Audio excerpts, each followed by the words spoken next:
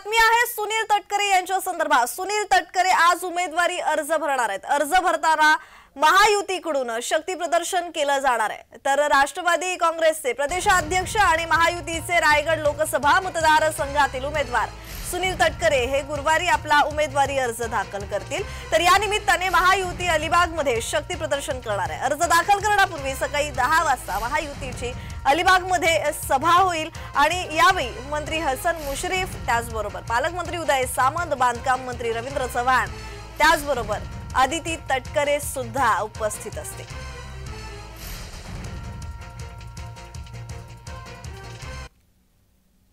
तर या संदर्भात अधिकची माहिती देत आहेत आमचे प्रतिनिधी अजेश नाडकर। अजेश, सुनील तटकरे आज उमेदवारी अर्ज भरणार आहेत आणि त्यावेळी महायुतीकडून शक्ती प्रदर्शनही केलं जाणार आहे। या संदर्भात ताजा तपशील।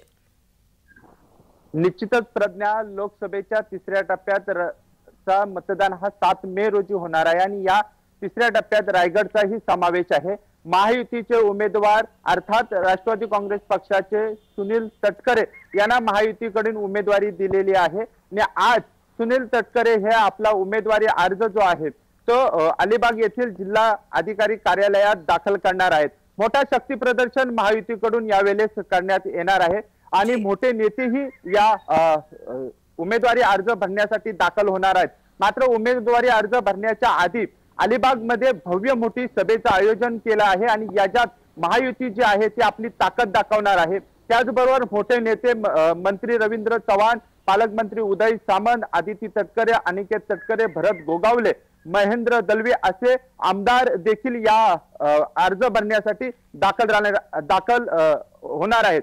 याआधी महाविकास आघाडीकडून अनंत गीते यांनी उमेदवारी अर्ज दाखल केला आहे आणि आता महायुतीकडून सुनील तटकरे हे उमेदवारी अर्ज दाखल करणार आहेत। एकंदरीत तिसऱ्यांदा ही निवडणूक जी आहे एकामेकांच्या विरोधात, म्हणजे अर्थात सुनील तटकरे विरुद्ध आनंद गीते ही तिसऱ्यांदा एकामेकांच्या विरोधात हे दोघे भिडणार आहेत आणि नक्कीच आनंद गीते विरुद्ध सुनील तटकरे हा सामना जो आहे तो या ठिकाणी पाहायला मिळणार आहे। प्रज्ञा जी जी अजेश, ही रायगड मध्ये कशा प्रकारे लढत असेल, कारण आनंद गीते विरुद्ध सुनील तटकरे अशी लढत पाहावयास मिळणार आहे।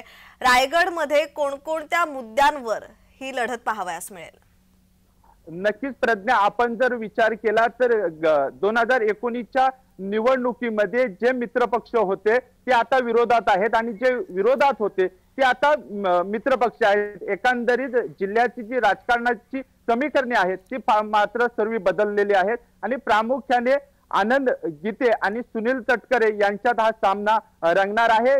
जिल्ह्यातील महत्त्वाचा प्रश्न आपण म्हणालात त्याप्रमाणे जर असेल तर मुंबई गोवा महामार्ग तब्बल 12 वर्षापासून अपुरा आहे, हा प्रामुख्याने मुद्दा चर्चेला येणार। त्याचबरोबर जी बेरोजगारी कोकणातली वाढत चाललेली आहे, जेणेकरून कोकणात कुठेतरी उद्योगधंदे निर्माण करून जे कोकणवासीय मुंबईमध्ये आपला व्यवसाय किंवा नोकरी करण्यासाठी जात आहेत त्यांचं स्थलांतर थांबणं गरजेचं आहे। या 2 प्रामुख्य मुद्द्यावर ही निवडणूक पाहायला मिळेल। प्रज्ञा जी जी, धन्यवाद अजेश तुम्ही दिलेल्या माहितीसाठी।